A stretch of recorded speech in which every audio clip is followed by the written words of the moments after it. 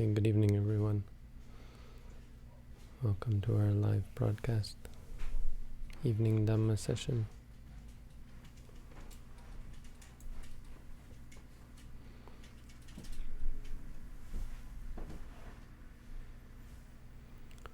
So I'm just still going over these talks that I have to give this weekend.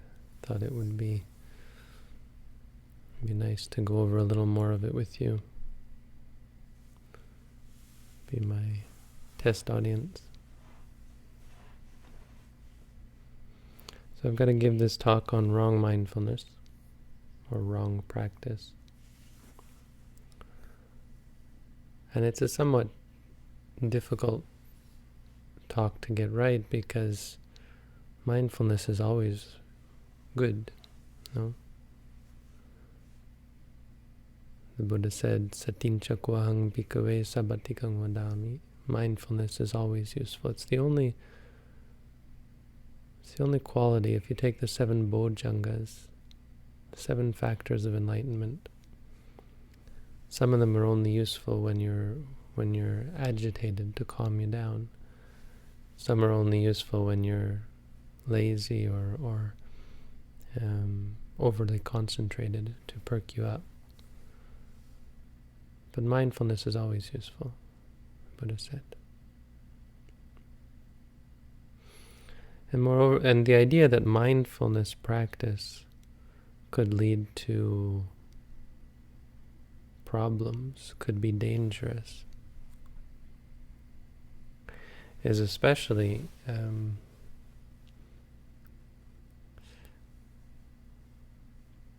strange because mindfulness stops problems. That's what it's for. That's what it does.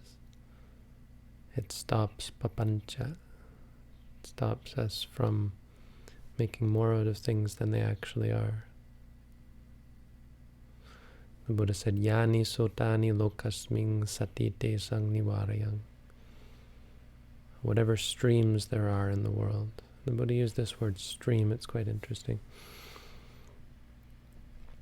Whatever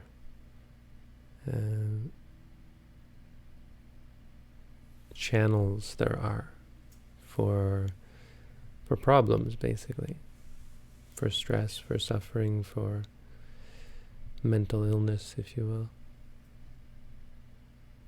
Mindfulness stops them. Mindfulness prevents them. Mindfulness stops all problems is basically it, because mindfulness is about seeing things just as they are. It's about grasping experience for what it is, not getting lost in what we want it to be or what we think it is, what we think of it, right, wrong, good, bad, me, mine. All of those have no place in mindfulness. So how is it that people practice meditation and have problems? I'm happy to say, maybe verging on a little bit proud, to say that I've never had a meditator go crazy on me. But I have seen meditators go crazy. I spent 3 nights in a mental hospital before I was a monk with a crazy patient, crazy meditator who had gone off the reservation. Had gone crazy. And it was quite an experience. So how does it happen? So in my last talk, I already talked about these. We'll go over them again. 1, you're unmindful. 2, your mindfulness is misdirected. 3, your mindfulness is lapsed. And 4, your mindfulness is impotent or ineffectual. These are the only ways I can see that mindfulness could go wrong. So first, you'll be unmindful. It goes without saying that if you don't ever practice mindfulness, it can't possibly help you, but there are people who go to meditation centers and, for whatever reason, don't actually practice mindfulness. I remember once I had it's my most shameful experience as a teacher. I hadn't been a teacher that long. So there was this young Thai man, and I said to him, okay, so start off with this many minutes walking, this many minutes sitting. We start off with like 10 of walking and 10 of sitting, just do them together. And he came back the next day and everything's fine. The next day and the next day, and it was about 6-7 days, nothing. No pain, no stress, didn't have any challenges, like he wasn't dealing with anything. And so I asked him, how many rounds are you doing a day? He said 1. Well, I told him to do 10 minutes walking, 10 minutes sitting. That's what he did. I said, what did you do for the rest of the day? I sat around and read comics or something. Yeah. I didn't know what to do. He'd gone through half the course by this time. So I sent him off to one of the senior teachers and said, we'll make him their problem. But I felt kind of bad. It was partially my fault for not being clear. So the 10 minutes is per session. And we don't, of course, we aren't of course looking for a quota of hours a day or something like that. Because the other thing, of course, you can walk and sit for hours and get no benefit if you're not mindful. Mindfulness isn't about hours or days or years. If anyone tells you how long they've been meditating, it's interesting information, but it's not all that useful. Because they haven't been meditating for 10 years or 20 years. You have to know how many moments they've been mindful for. That's much more interesting. So if you're unmindful, of course, there's not much we can say. You certainly can't blame the meditation practice, but living in an environment like this without being mindful, that could very easily drive you crazy. The second is misdirected mindfulness. This is, I think, potentially where a lot of the problems come from. Because if you're mindful of concepts, there is a lot more danger. I would go out on a limb and say samatha meditation, which focuses on concepts, is much more dangerous than vipassana meditation. And I would bet there are you could accumulate statistics to show that. Because reality is quite limited. I mean, isn't this... it can be quite boring at times. Reality turns out to be seeing, hearing, smelling, tasting, feeling, thinking. Where's the fun in that, right? I mean, if you get into it, it's quite exciting, but there's none of the endless possibilities of tranquility meditation.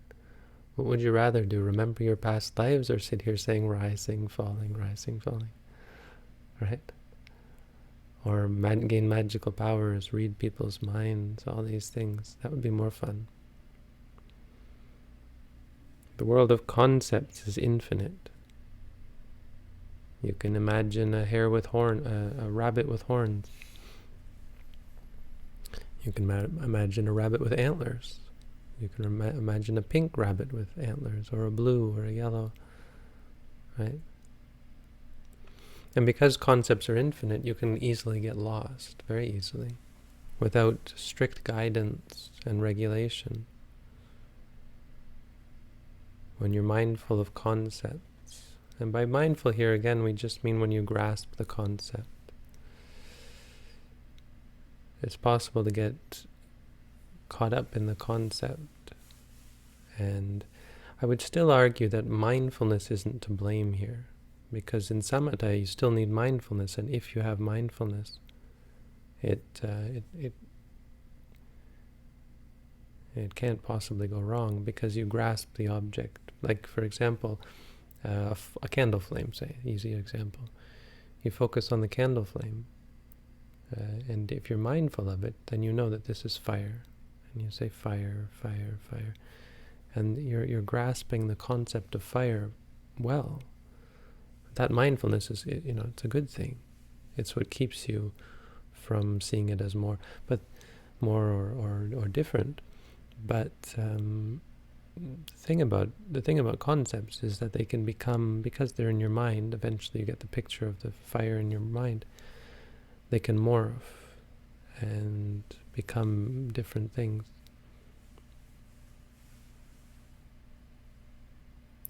If you're mindful of the past, mindful of the future, much more likely.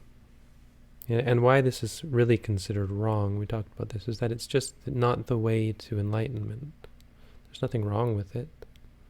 In fact, it can be actually indirectly helpful because you gain great concentration. But much more common, and you do see this quite a bit, are these meditators who've been practicing for years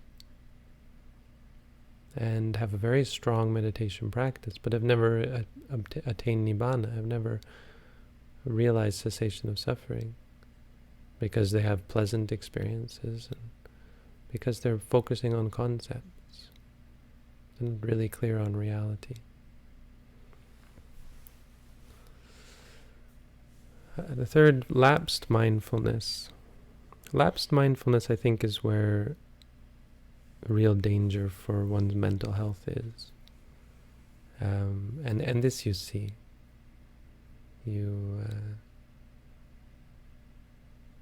Because when you meditate, it brings up, this is where meditation is potentially quite dangerous, simply because it brings up deep, dark emotions that can be dangerous. I don't want to scare you, and most people this isn't a problem, but it's important to go slow, and it's important, in some cases, it's really important to have a teacher. Not most people don't have really crazy things inside, but it can happen that things come up that you're not easily able to deal with,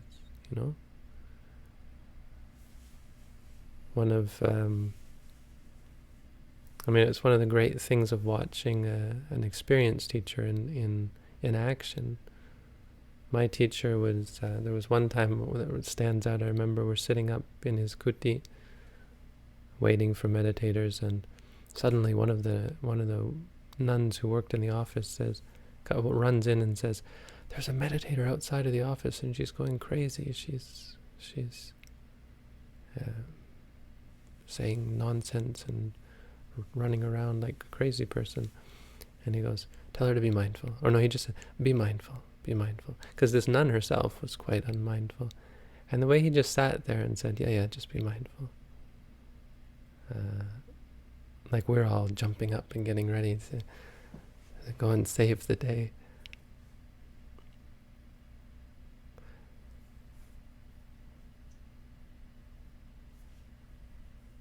Because things come up and you react to them. You get disturbed by them. You get taken off guard.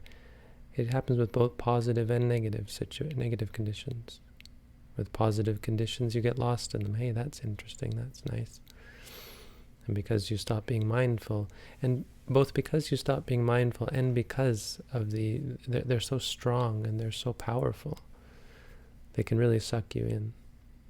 Negative as well, if you have negative things most of us have something negative from the past. It sucks you in. It comes as a result, it shows itself as a result of the practice. So that's a good thing.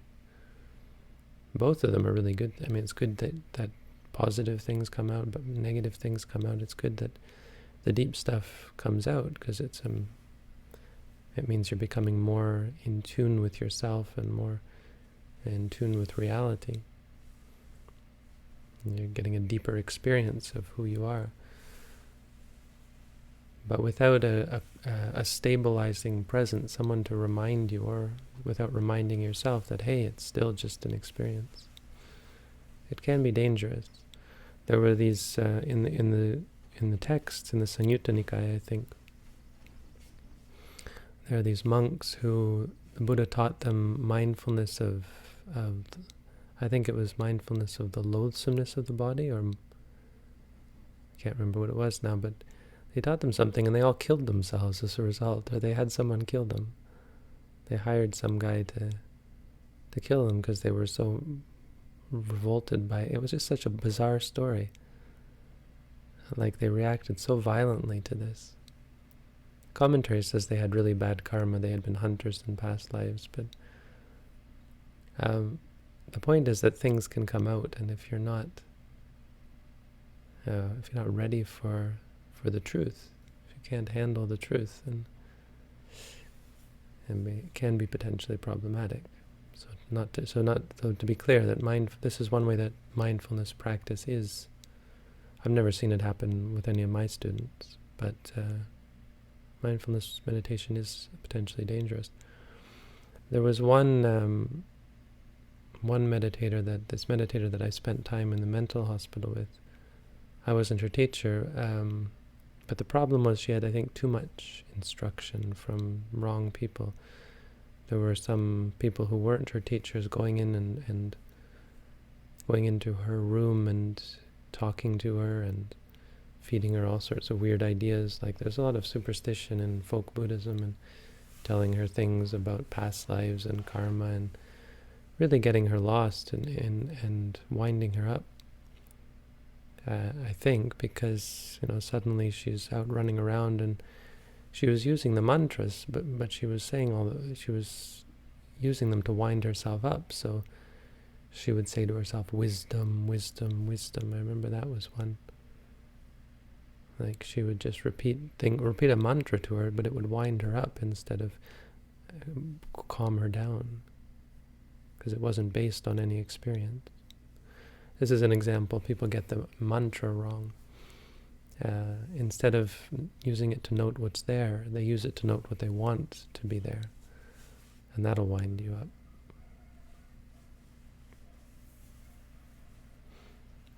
It's quite easy to get lost if you're not clear about the practice. I mean, mindfulness is just the reason I think you don't see people going crazy practicing mindfulness is because it's so, well, just because it's such a calming influence. I mean, mindfulness itself stops all that. Anyway, it's what lapsed mindfulness. It happens with good experiences. It happens with bad experiences.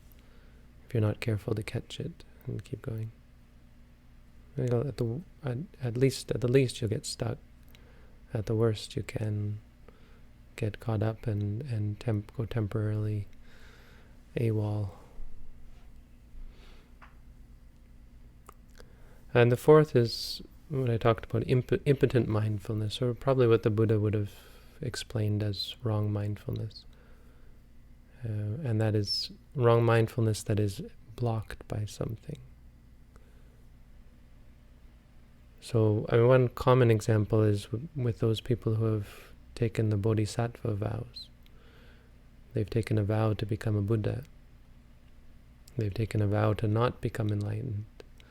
That's basically what it says. I vow not to enter into Nibbana until all beings are ready to become enlightened. And that prevents them, of course, from, I mean, it actually does. This is not a theoretical thing. We've had meditators. We had one monk, another guy. I took him to the mental hospital. I remember that night. He tried to kill himself on several occasions because he was on one hand trying to become a Buddha, and on the other hand trying to practice insight meditation to become an Arahant. And he had other issues. It was probably fairly specific to him, but he did eventually drive himself crazy.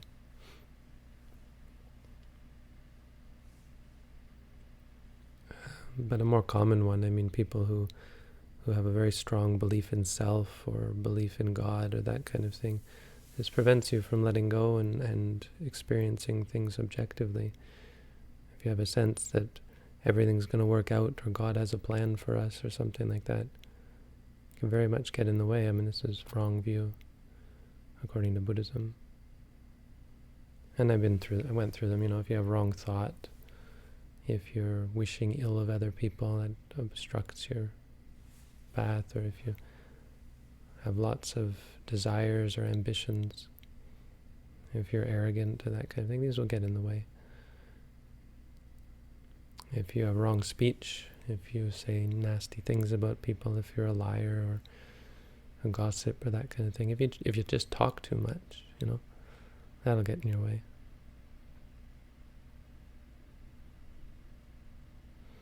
Wrong action, if you're a thief, a murderer, an adulterer.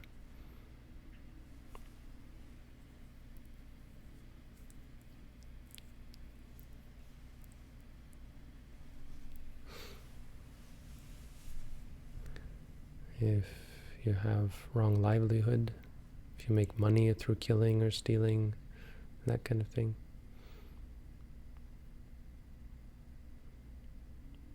If you have wrong effort, if you're lazy, or if you just put your effort out to do bad things. If you have wrong concentration. If you're unfocused. Or if you focus on the wrong things. Mindfulness needs all of these other qualities. I mean, most especially things like right view and right action. I think if you don't have morality and wisdom, concentration aspect with mindfulness and so on can't develop. So for most people, the consequence of wrong mindfulness is simply they'll stop practicing. They'll be discouraged, and they'll feel like they'll reach an impasse where they can't get past.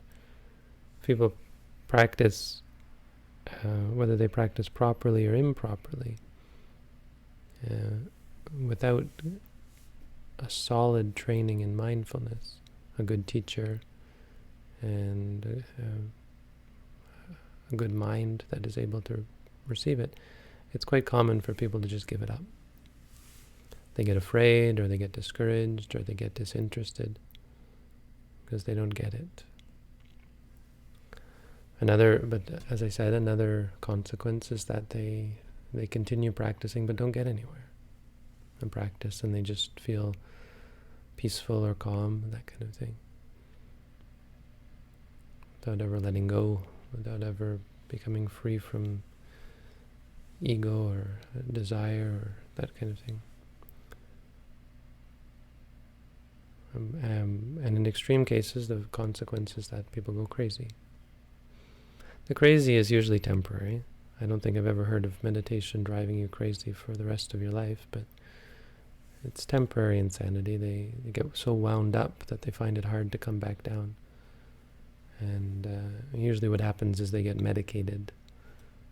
And usually they go to, there's intervention because they start going crazy and hitting people and running around, tearing their clothes off, that kind of thing. So eventually they get institutionalized and medicated by society, and then they gradually calm down, and maybe they go see a therapist, and people start to think Buddhism is maybe a bad thing. You hear there are papers about this. Someone sent me a paper about how mindfulness is practice, or meditation practice, I guess in general. I didn't really read it because I don't know how interested I am in what it says. What I can say is I've never had it happen to any of my students, so cross our fingers. No, quite confident it won't happen. This technique is quite solid and concrete, right? It's hard to do it wrong. It's hard to have a wrong understanding of how it works after a few days of me drilling it into you, exactly what you have to do. It's pretty hard to get on the wrong path, so it's not something anyone should worry about. The only thing you have to worry about is if you're not doing it. That's all.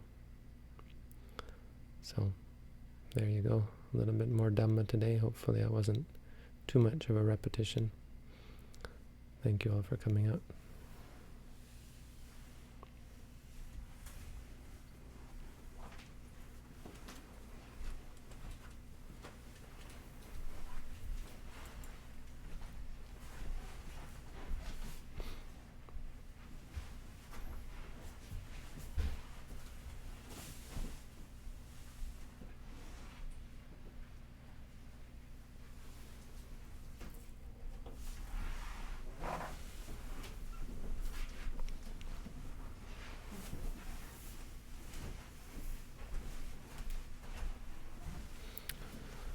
And again, the meditation site is not loading, so I'm not going to answer questions tonight. Thank you all for coming out.